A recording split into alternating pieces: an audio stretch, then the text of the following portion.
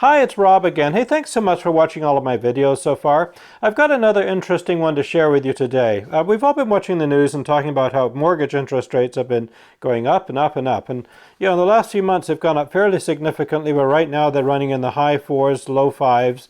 And the question that a lot of people are asking me is, hey, Rob, how does that affect housing going forward? What is the impact of rising interest rates on home prices? Well, I wanted to share that with you today.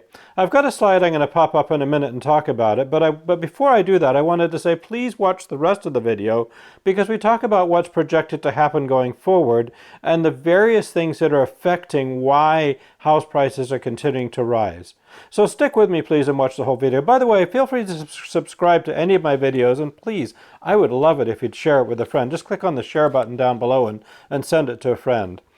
So basically, what is the impact of rising rates on home prices? Well, this slide right here, you can see going back to 1993, in 96, 98, 2003, 2005, 2012, those are all times when we had rising interest rates.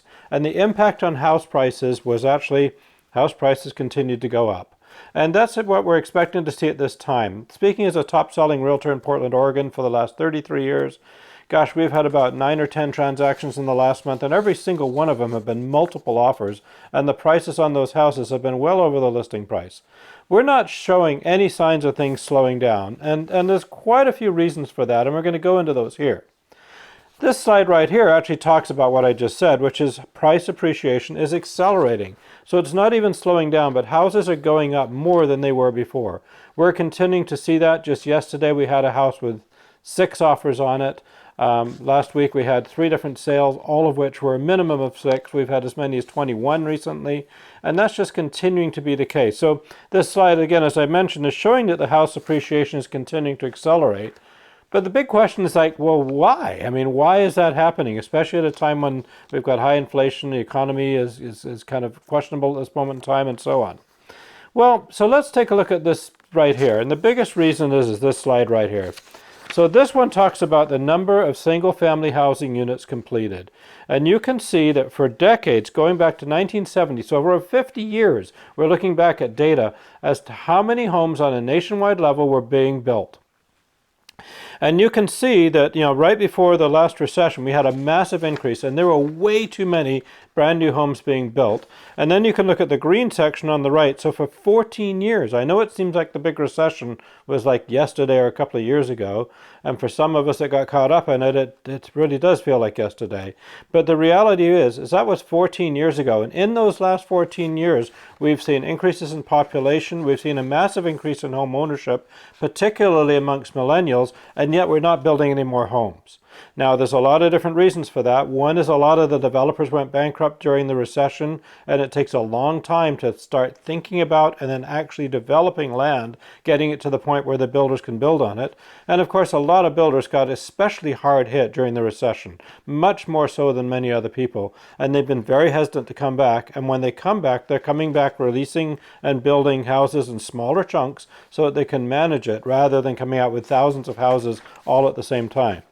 So for that reason, you can see looking at the 50-year average units completed, we're way below where we should be, especially when you consider the increase in population and, like I said, the largest group of people, millennials, which are now buying homes like crazy. And that's kind of what's driving the market. I'll even go a step farther. I'll say what's also driving the market, at least in my market, having been in the business a long time, is also say 55 plus, I won't quite say seniors, but a lot of seniors downsizing and getting smaller homes.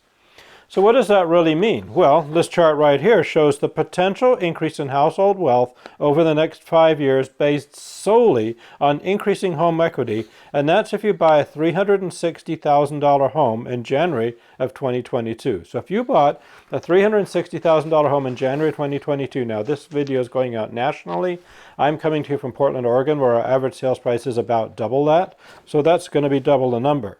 But the reality is, based on projections done by all sorts of different sources on home appreciation over the next 5 years, and not based on paying down the house, but simply the increase in prices, you're looking at about $100,000, just shy of $100,000 of increased equity that you would have if you bought a house in January of 2022. So for that reason, it kind of comes to this most important slide, and that's home ownership actually acts as a hedge against inflation. So take a look at this one. It's quite interesting. What this does is this goes all the way back to the 70s. So again, 50 years like the other one. And we compare the interest rate against home price appreciation. And if you look at this slide, in almost every single case except for the 2000s, and if you remember, right in the middle of the 2000s is when things really crashed and home prices really went down. But even then, it's just barely below what the inflation was. And if we look at all these other decades since the 70s, we can see there's a massive increase in home prices. And so therefore, it's a very good hedge against inflation.